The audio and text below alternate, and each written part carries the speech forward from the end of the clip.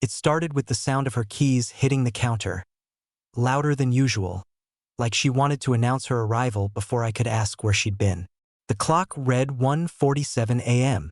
I'd been sitting in the dark living room, not out of drama, but because I didn't feel like turning on the lights. My coffee from earlier had gone cold beside me. Ashley walked in with that swagger she'd been wearing lately, the kind that didn't belong to the woman I'd married. Her hair was perfectly tousled, not in a "the wind got it" way, but in the way someone's hands do when they don't care about fixing it afterward. Her heels dangled from 2 fingers. Her eyes were bright, too bright, like she'd been somewhere exciting, somewhere she wouldn't dare take me. She didn't ask why I was awake. She didn't even look surprised to find me there. Instead, she tossed her shoes toward the wall, missing the mat completely, and opened the fridge. I could hear the hiss of a soda can opening, the lazy sip, and then her voice, casual, almost bored. "Long night," she said, leaning against the fridge like she was delivering a weather report. "Where?" I asked. My voice came out steady, but inside, I was weighing every small change in her over the past month.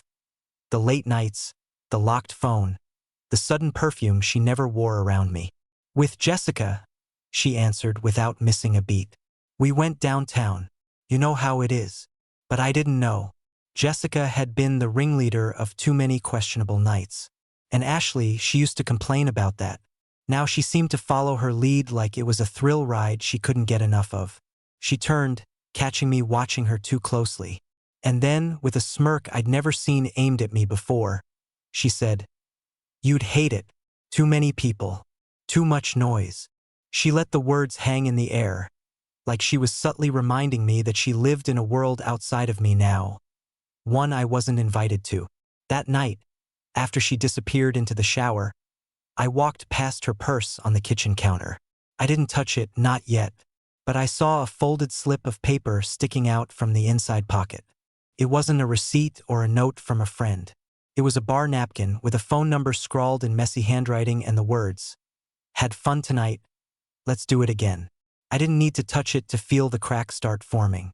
And for the first time in our marriage, I didn't greet her when she came back into the room. I stayed in the dark, listening to the sound of her moving around, her phone buzzing on and off the nightstand. Every vibration felt like a clock counting down to something I didn't want to face, but knew I would have to. The napkin sat in my mind all night like a splinter. I didn't touch it, didn't move it, didn't even breathe too close to her purse, but I couldn't stop replaying the handwriting in my head. It wasn't just a random bar scribble. It looked deliberate, like the kind of thing 2 people pass with a knowing glance. Ashley slept fine, her breathing slow and even, like nothing in her world was heavy enough to keep her awake. I, on the other hand, watched the red digits on the clock bleed into morning. At 5:13 a.m., I finally got up and brewed coffee I didn't really want. By 8, she was still in bed. I sat at the kitchen table, pretending to scroll through my phone while I listened for her footsteps. When she finally emerged, she was in one of my old t-shirts, the kind she used to wear because it made her feel close to me. Now, it just looked like something she grabbed because her other clothes were in a heap on the floor. "Morning," she said, pouring herself coffee without looking at me. I almost asked about the napkin right there. Almost. But something in me told me not to, not yet. Instead, I asked, "Fun night?" She smirked into her cup. "Depends on your definition of fun." That answer hit me harder than I expected. She knew exactly what she was doing, dangling the bait, seeing if I'd bite. The Ashley I married would have just told me where she went, what she drank, and how Jessica made a fool of herself again. This Ashley? She was performing. Around noon, she left for brunch with the same 2 friends. The second the door clicked shut, I pulled the napkin from her purse and stared at it. The number had a local area code. Beneath the words, "Let's do it again," was a tiny smiley face. It wasn't playful, it was intimate. Could have called. I could have texted. But I didn't. Instead, I opened my laptop and started combing through our phone records. And that's when I found the first number that didn't belong. It wasn't just one number. It was a pattern, a neat little row of late-night calls and texts, all tied to the same contact. The first one I spotted was from about 3 weeks ago. Then 2 nights later, another. Then again and again, always after 11 p.m., always when she was supposedly with the girls. At first, I thought maybe it was someone from work. But the timestamps didn't match her work hours. And the frequency, it wasn't casual.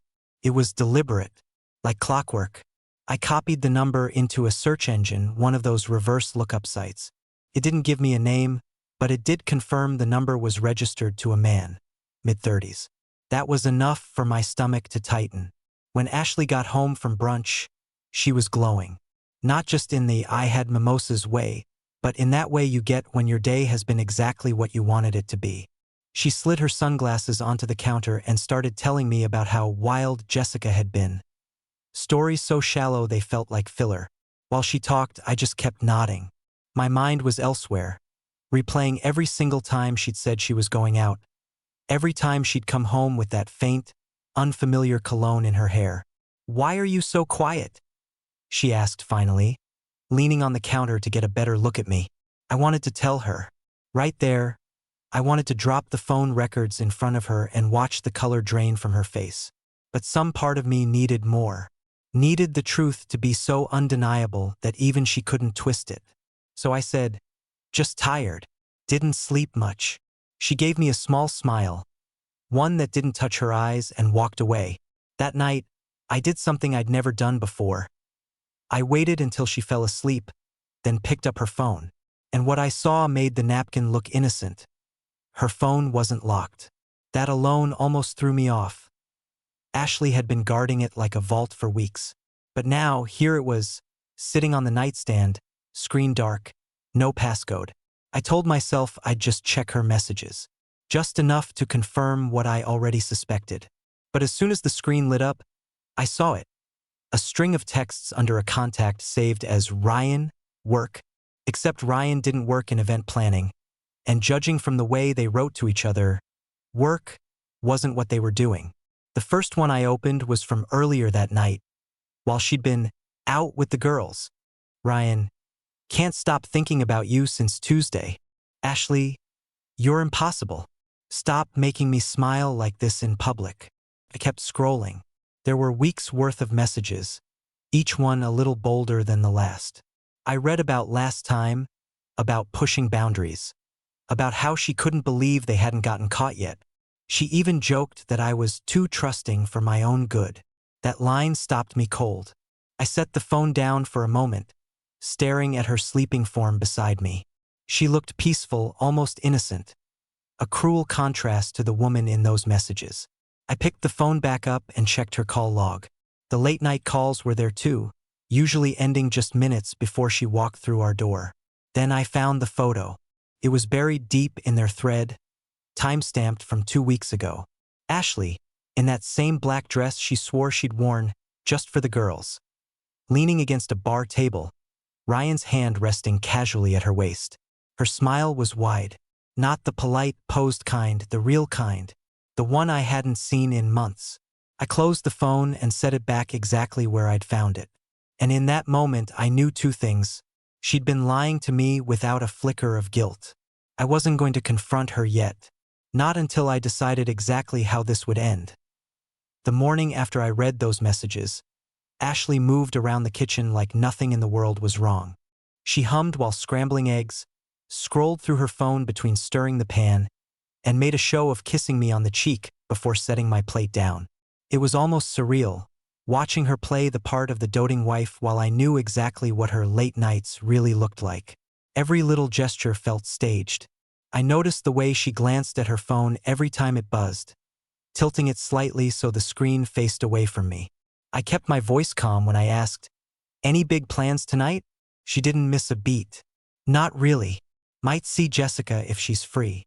She said it the same way she might say she was picking up milk from the store, casual, harmless, practiced. But I'd already checked Jessica's social media before she woke up.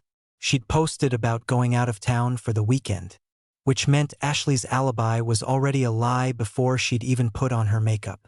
I decided to let it slide, for now. I wanted her to think I was still in the dark. Later that afternoon, I stepped out to run errands, and instead drove across town to a coffee shop with my laptop. I went deeper into phone records, tracing the dates of her calls and texts to Ryan against her supposed plans. The overlap was perfect. Every girl's night, every late at work, every traffic was insane excuse. And then, in the middle of combing through the data, my phone lit up with a new text from her.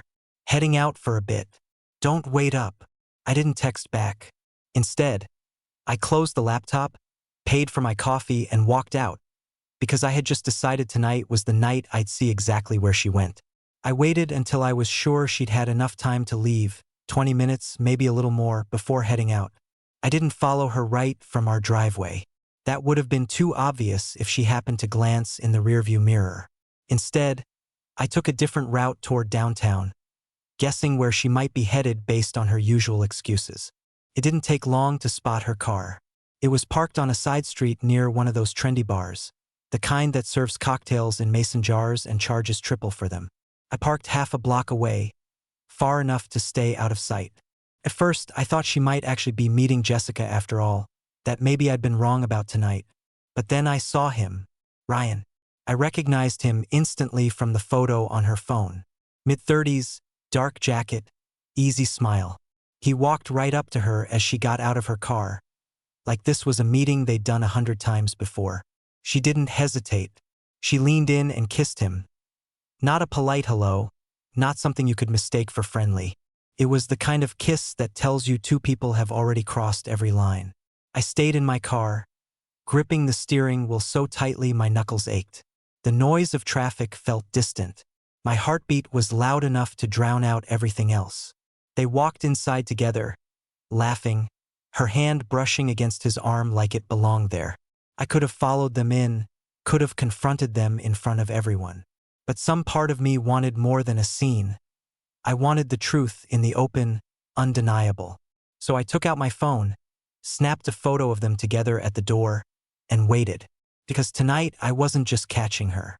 I was letting her hang herself with her own rope. That I stayed in the car for nearly an hour, watching the bar's front entrance through the rain-smeared windshield. Every so often, the door would swing open and a burst of laughter or music would spill out, but it was never them. At 9:42, I saw them emerge. Ashley with her coat half-buttoned, Ryan leaning in close like he was telling her something funny. She laughed, tossing her hair back, and I could see that same smile from the photo. They didn't head for their cars. Instead, they walked a block over to a quieter street lined with little boutique shops that were all closed for the night, and then just stopped, talking, leaning in close. His hand brushed the small of her back and didn't move. From where I sat, I could see the way she tilted her head up toward him. The way his shoulders relaxed like this was their own private corner of the world. She wasn't checking her phone. She wasn't glancing around like she was worried about being seen. She looked comfortable, too comfortable for someone who supposedly had nothing to hide. They stood like that for a few minutes before starting toward his car. I pulled mine into gear and followed at a distance.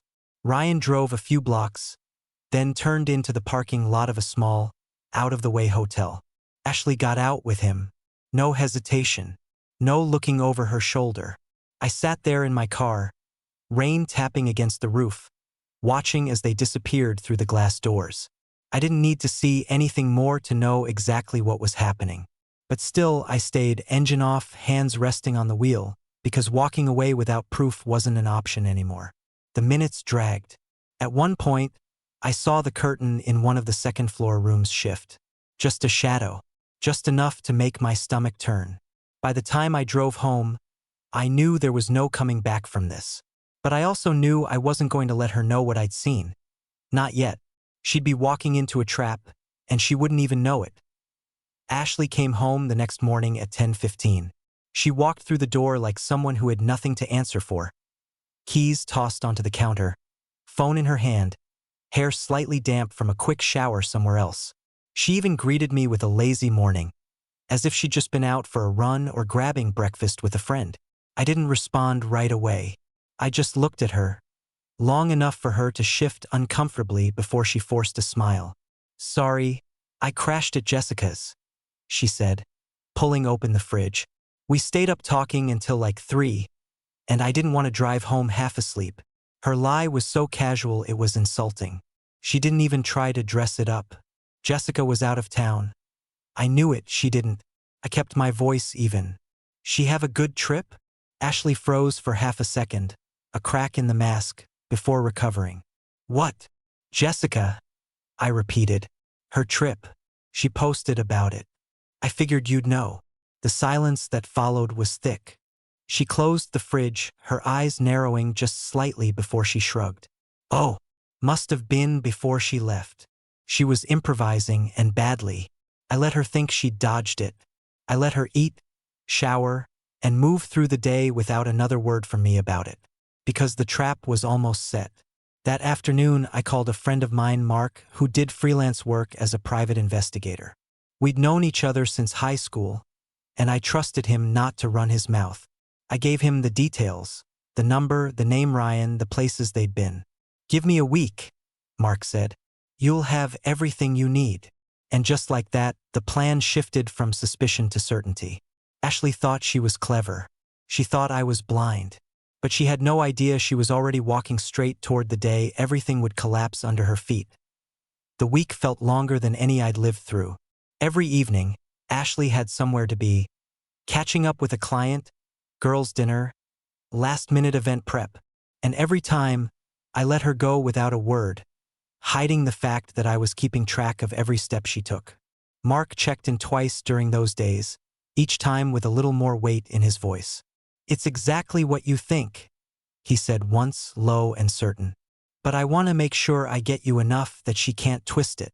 Meanwhile, I played the role of the inattentive husband perfectly. If she was testing me, and I was sure she was, I gave her nothing but calm indifference. She came home smelling faintly of cologne that wasn't mine. Her lipstick a shade I'd never seen her wear before. She didn't even try to hide how often she smiled at her phone. By Thursday, Mark sent me a secure link to a folder. Inside were photos, videos, and timestamps that told the whole story. Ashley and Ryan at the same bar I'd seen before, holding hands across a table in a corner booth, walking arm in arm down side streets. That same small hotel not once, but 3 separate nights. The clearest shot was taken through a restaurant window. She was leaning toward him, her hand resting on his knee, laughing like he'd just told the greatest joke in the world. It was the kind of expression I hadn't seen from her in years, and seeing it aimed at someone else stung worse than I expected. Mark didn't need to tell me it was airtight. Even without the photos, the hotel receipts and phone records were damning. I stared at that folder for a long time, my cursor hovering over the close button. Confronting her meant detonating the life we'd built, but holding it in meant living a lie I couldn't stomach. So I made my choice. I wasn't just going to confront her. I was going to do it in a way she'd never see coming. Friday night, I set the stage. Ashley thought we were having a quiet dinner at home. Just the two of us. I made her favorite meal, opened a bottle of wine, and even put on music she liked. Every detail was intentional because I wanted her defenses down. She arrived a little later than planned, claiming traffic was insane. I greeted her with a smile, poured her a glass, and asked about her day like nothing was wrong. She relaxed almost immediately, slipping back into the rhythm of small talk, completely unaware that every word was being recorded on my phone tucked between the salt shaker and a candle. Halfway through dinner, I told her I had a surprise for her, something special for us. She leaned back in her chair, curious but amused. I slid my laptop across the table and opened the folder Mark had sent me. No build-up, no warning. The first image filled the screen. Her and Ryan outside the hotel, his hand at her lower back, her smiling up at him. Her fork froze halfway to her mouth.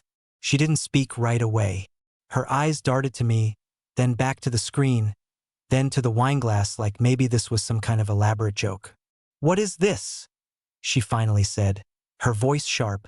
"Proof," I answered, keeping my tone level. "Proof of exactly where you've been when you've been telling me you were with Jessica." She laughed. A short, humorless burst. "So you've been spying on me?" "I've been finding the truth," I said. "Big difference." She stared at me, jaw tight, like she was deciding which mask to put on next. Then she shrugged. "You're overreacting. That's not what it looks like. I almost laughed at that. Then explain the hotel receipts, or the texts, or the fact that Jessica's been out of town half the times you've claimed to be with her. Her lips pressed into a thin line. You've been digging through my life like some paranoid. No. I cut in, my voice finally rising. I've been uncovering the life you built without me in it.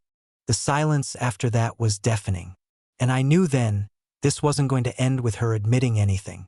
It was going to end with me making the call she'd never expect. Ashley didn't storm out right away. She just sat there, sipping her wine like she was deciding whether I was worth the effort of defending herself. That infuriating calm. The same one she used when she thought she could talk her way out of anything. Made the air between us heavy. Finally, she leaned back and said, "You've been unhappy for a while, Mike. Maybe this is your way of looking for an excuse." I stared at her, trying to process the fact that she was flipping this around on me. "An excuse," I said slowly. "You're telling me this is my fault?" She shrugged, her tone almost bored. "Maybe if you'd been more fun, more involved, I wouldn't have had to look elsewhere." There it was. No denial, no apology, just shifting the blame like it was second nature. "That's interesting," I said, my voice low. "Because while you've been looking elsewhere, I've been documenting everything. Photos, videos, phone records. Enough to make sure you don't get to rewrite this story for anyone else." For the first time all night, her confidence cracked. Her eyes narrowed. "You wouldn't." "I already have," I replied. I pushed back from the table and walked to the bedroom, pulling a folder from my desk. Inside were printed copies of everything Mark had given me. Hard evidence that couldn't be deleted or lost. I set them on the table in front of her. "These," I said, "are going to be very useful for the divorce lawyer." Her face went cold. She didn't yell, didn't plead. She just stared at the papers for a long moment before finally saying, "So that's it? You're done?" I met her eyes. "I was done the second you kissed him in public without a shred of shame." She didn't say another word. She just got up, grabbed her phone, and walked out the door without looking back. And for the first time in months, the silence that followed didn't feel heavy. It felt like breathing. The house was still when she left, but it wasn't an empty stillness. It was the kind that settles after a storm has passed. I stood there in the kitchen for a while, staring at the half-finished plates, the untouched bottle of wine, and the evidence folder still sitting between them like a boundary line. I didn't chase her. I didn't text. I didn't wonder where she was going, because now it didn't matter. That night, I moved through the house differently. I gathered the few things she'd left lying around. A sweater on the couch, shoes by the door, a book half open on the coffee table. I put them in a box. Not to throw them out, not yet, but to clear the space. I didn't want to see her things in places she no longer belonged. Around 11:30, my phone lit up with a single text from her. "You'll regret this." I stared at it for a few seconds before deleting it without replying. The next morning, I called my lawyer. We'd worked together before, years ago, when I needed help sorting out my father's estate. She answered on the second ring, and when I told her why I was calling, her voice shifted into that efficient, no-nonsense tone I remembered. "We'll start the paperwork today," she said. "You have the proof, correct?" "I have more than enough," I told her. By noon, I'd emailed her everything Mark had collected. Every file, every photo, every record. All neatly organized. A paper trail Ashley couldn't twist in her favor. It felt strange, almost anticlimactic, to be moving forward so quickly after years of building a life together. But with each step, I realized something. I wasn't just ending a marriage. I was taking my life back from someone who thought she could do anything without consequence. And that, more than anything, made me feel lighter than I had in months. Be why the third day after she walked out, the quiet had become something I welcomed. No late-night key turns at the door. No perfume cloud drifting in from the hallway. No phone buzzing endlessly with messages she wouldn't let me see. That morning, Mark called me. Not for an update, but to check in. "I've done this a long time, Mike," he said. "And I can tell you the way she carried herself, she's not used to being caught. She's used to winning." "I know," I said. She thought I'd either never find out or just let it go. He paused before adding, "That's why she's going to try something. Don't be surprised if she pushes back hard." He wasn't wrong. That afternoon, I got an email from Ashley. It was short, but sharp. "I'm not signing anything without my lawyer looking at it. And you better not think you're keeping the house." I didn't reply. Instead, I forwarded it to my attorney with a note. As expected. The truth was, I'd already anticipated this. Ashley wasn't the type to walk away quietly, especially when she was losing control of the narrative. But she didn't realize that her leverage had evaporated the moment I got that folder from Mark. That night, as I was locking up, I noticed a familiar car slow down in front of the house. Ryan's. He didn't stop, just rolled by, eyes fixed on the driveway. For a second, I stood in the doorway, watching his taillights fade down the street. It didn't feel like intimidation, it felt like curiosity. Like he wanted to see if I was still here or maybe if Ashley was. Either way, it told me something important. This wasn't over for them. And if they thought they could walk through the rest of this without consequences, they were about to find out how wrong they were. The next morning, my lawyer called with a tone that told me she'd been expecting the news she was about to deliver. "Ashley's retained counsel," she said. "They've already requested a preliminary meeting to discuss equitable division of assets." I could practically hear the air quotes over the phone. "Translation?" I asked. "Translation," she replied, "is that she's going to try to push for the house, spousal support, and likely some kind of smear about why she's entitled to more." I almost laughed. "With the evidence I have? She'll spin it if she can," my lawyer said. "Which is why we're not just going in with photos, we're going in with the full timeline, text records, and corroboration from a third party. Once she realizes how airtight it is, she'll either back down or embarrass herself." The meeting was set for the following Wednesday. In the days leading up to it, Ashley didn't call or text. But there were signs she was circling. Mutual friends suddenly checking in with questions that felt too rehearsed. Small rumors about me being controlling floating through the grapevine. On Tuesday night, I was taking the trash out when headlights swung across the driveway. Ryan's car again. This time, he slowed to a crawl, and for a brief moment, our eyes met through the windshield. He didn't wave, didn't nod, just kept driving until he disappeared around the corner. I went back inside, but not before pulling my phone out and texting Mark. "Need one more favor. Keep tabs on Ryan until after Wednesday. If they were planning something for that meeting, I wasn't going to let it blindside me. Because if Ashley thought she could still play this like a game, I was about to make sure she understood exactly how much she'd already lost." Wednesday came faster than I expected. The meeting was held in a neutral conference room. Long table, too bright lighting, and that stale, recycled air that makes everything feel colder than it should. Ashley walked in with her lawyer, dressed in a way I'd seen her use before, calculated, polished, designed to project control. She didn't look at me at first. She pulled out her chair, smoothed her skirt, and started shuffling papers like this was just another business deal. Her lawyer opened with the expected talk of marital contributions, shared assets, and emotional distress she allegedly endured. It was the kind of legal theater meant to put me on the back foot. When it was my turn, my attorney calmly slid a binder across the table toward Ashley's side. Inside was everything, every timestamp, every photograph, every text message. On top was a written statement from Mark, notarized and detailed down to the minute. Ashley's lawyer opened it, flipping through the first few pages before stopping. She leaned toward Ashley, whispering something. Ashley's eyes stayed fixed on the table, her jaw tightening. "This is extensive," her lawyer finally said. "But my client maintains."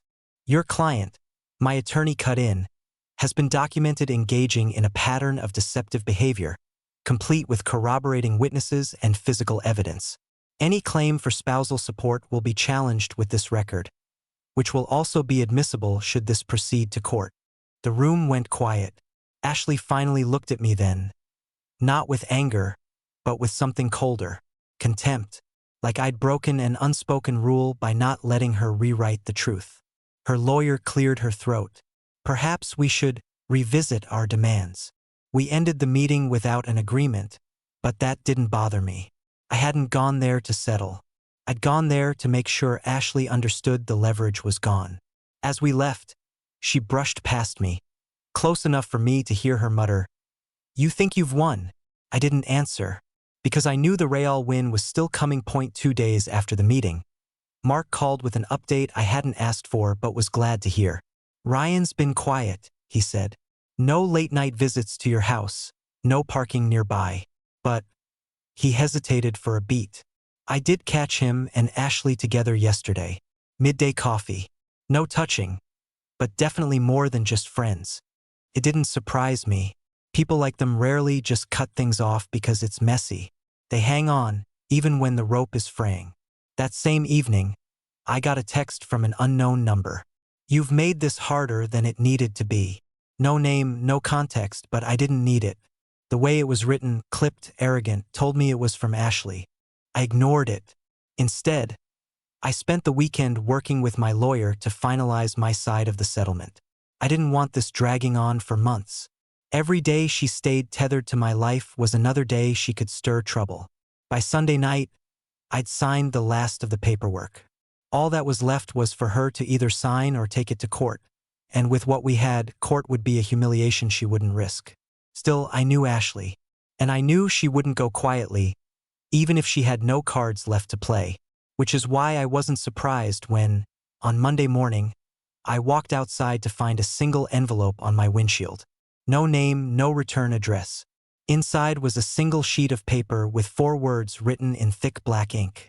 "You'll hear from me." No signature, just a promise.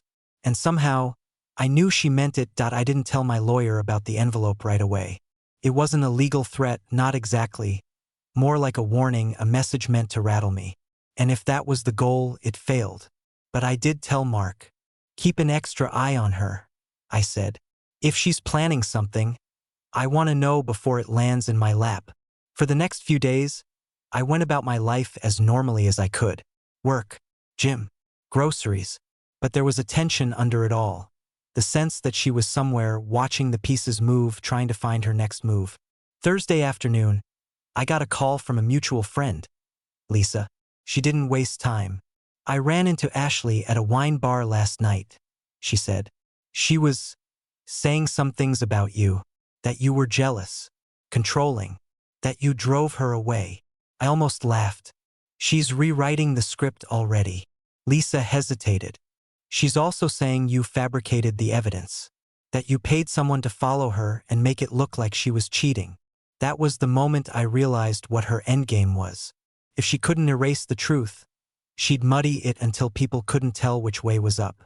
"Let her talk," I told Lisa. "I'm not in the business of convincing people anymore. I've got what matters." Still, that night I emailed my lawyer, attaching every file again, plus copies of Mark's licensing credentials and a notarized statement about how the evidence was collected. If Ashley wanted to spin stories, I'd make sure they died the second they hit a courtroom. When I finally went to bed, I caught myself thinking about the day this would all be behind me. And for the first time since it started, that day didn't feel so far away. The final call came on a Wednesday morning. My lawyer's voice was calm, almost satisfied. "She's signed," she said.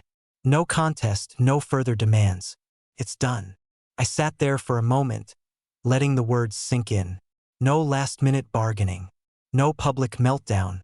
No dramatic scene meant to pull me back into her chaos. Just over. The papers would be filed by the end of the week, and within a month, Ashley would no longer be my wife. When I hung up, I walked through the house, our house, with a strange mix of relief and emptiness. It wasn't victory I felt, not really. It was something quieter. Freedom.